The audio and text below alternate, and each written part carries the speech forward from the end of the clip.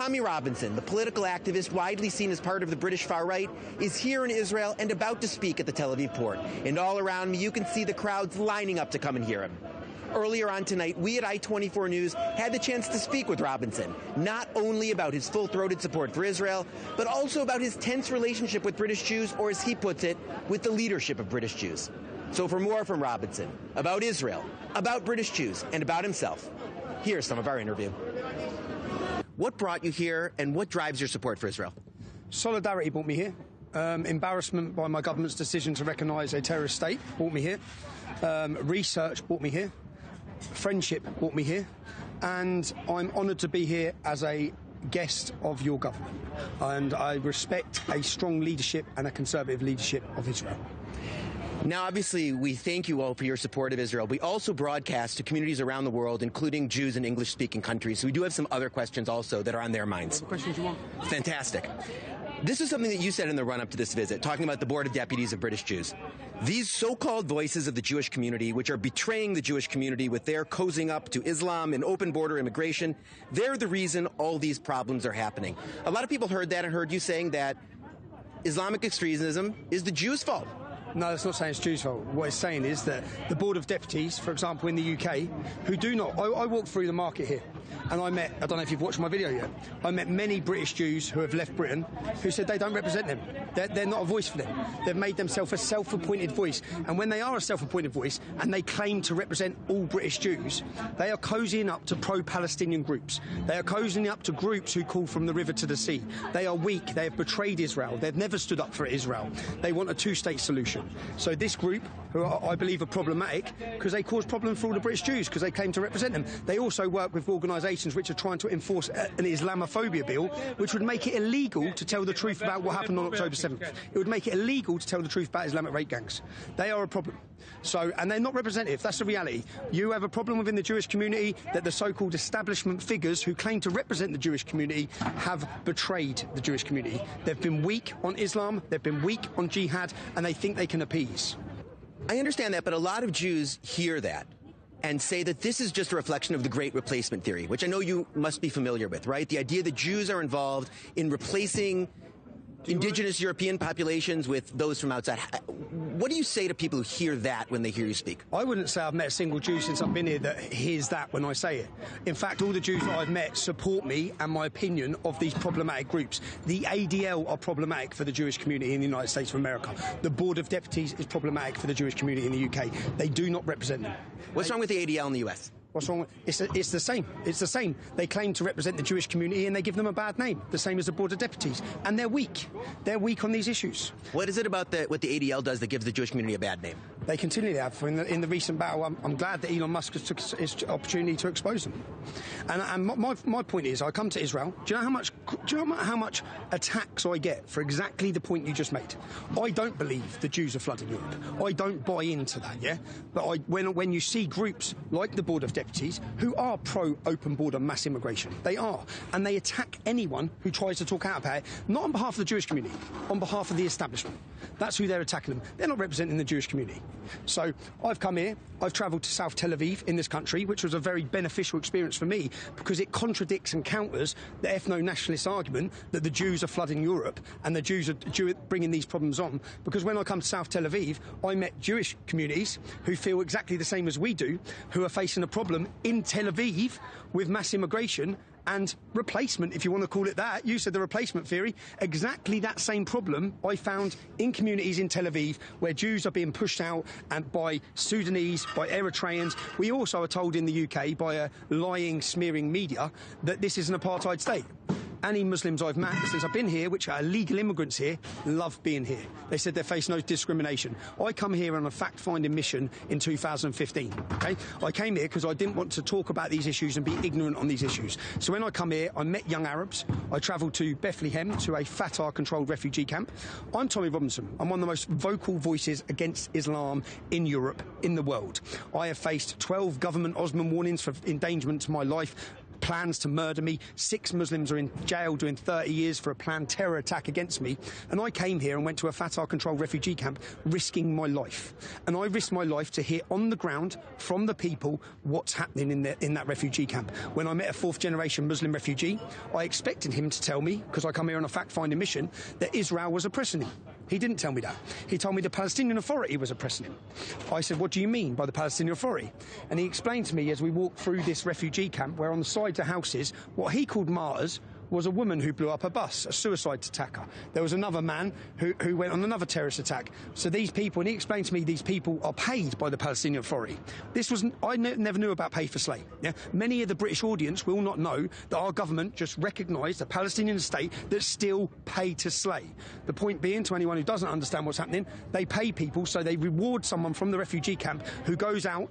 And I said, so if you leave this refugee camp and you go and kill a Jew, yeah, then you get paid for the rest of your life and you get your family out of the refugee camp. He corrected me. They don't have to kill a Jew. Kill an Israeli.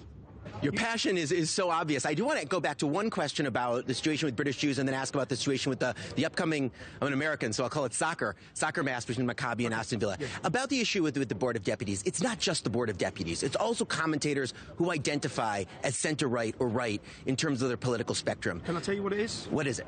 It's establishment figures. That's it. So no ordinary British Jews have come out against me. None of them are condemning me. In fact, you're a journalist.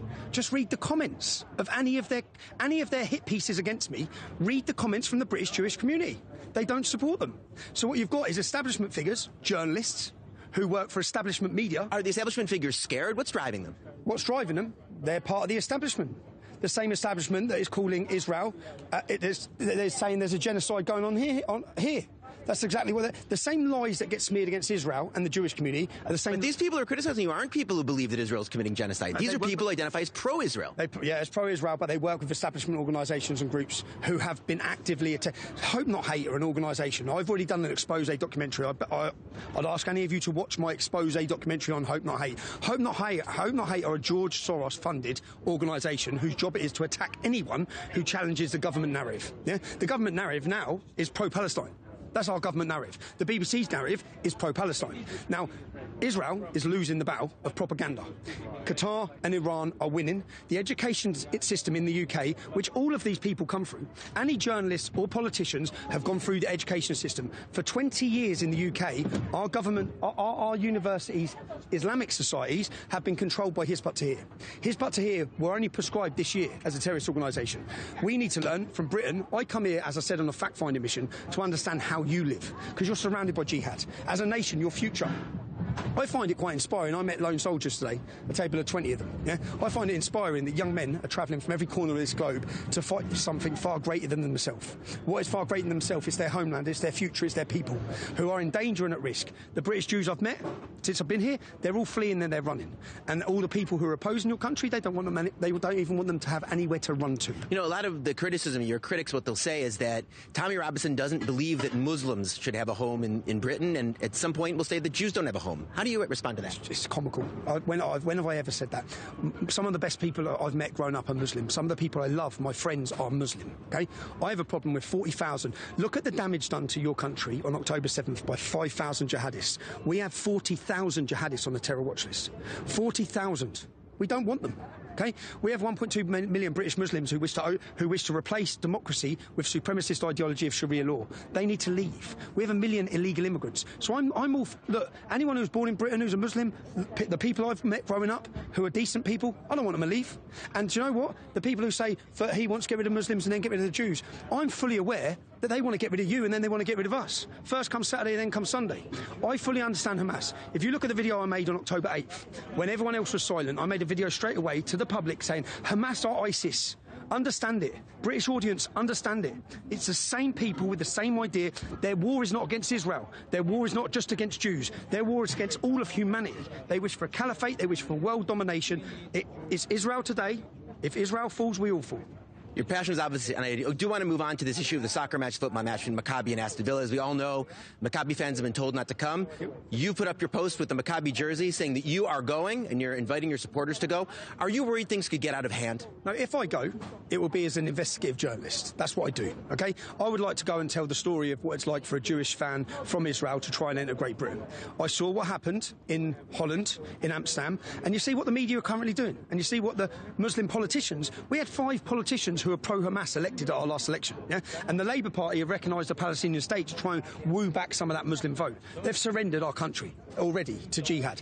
Now, what they're trying to do, they're trying to blame the soccer fans from this country on the problems, which was an orchestrated, mass organised attack against Jews in Amsterdam. It was a total attack against Jews, and somehow they're making like they're the problem. So if I go to the game, which we cannot... We hear there's no no-go zones, yeah? I know many no-go zones. They've just told you, they've told the world that Birmingham is a no-go zone for Jews. That's what they've said. It's not safe. That's not me saying it. That's the police saying it. It's not safe for Jews to come. So if... Last question. What are you going to do to make sure that, obviously what happened in Amsterdam is abominable, and the decision to not allow or ask Maccabi fans not to go is one that's viewed in Israel as outrageous. On the other hand, are you worried that if your supporters come with you, that things could get out of hand in the other direction, and what are you going to do to make sure that that doesn't happen? No, I'm not worried about that, because the last 4 events I've had, the last one had 1 million people. There's minimal trouble, minimal problems. Our supporters listen to us. I think that the government and the police should have been too concerned about the reaction of what would happen if they made it a Jew-free zone in the city of Birmingham. But they're not concerned. They're continually pandering to one community, the hostile, aggressive, violent Islamist community of our country. Birmingham is a 30% Muslim community. It's Birmingham today. In the future, what are they going to say? We can't have planes from Israel. We can't have planes from Israel because Heathrow Airport can't take them. This airport can't take them. It needs to stop. It needs to end. I'm fed up of Jews having to leave Great Britain and Jews having to leave Europe. Okay? We're replacing Jews, if you want to talk about replacement theory, we are replacing Jews with jihadists, rapists, terrorists. That's who's being replaced. The hardest working, taxpayers, well-integrated, family-orientated community are having to flee our country. I've had enough of it. And when people say never again's now. And I'm here to tell the people tonight, Britain does not stand with Palestine. Britain does not recognise the British people. Our government may have pandered, we don't. Jews are not left alone. Jews will not be fighting alone. We will be standing side by side with them in Great Britain.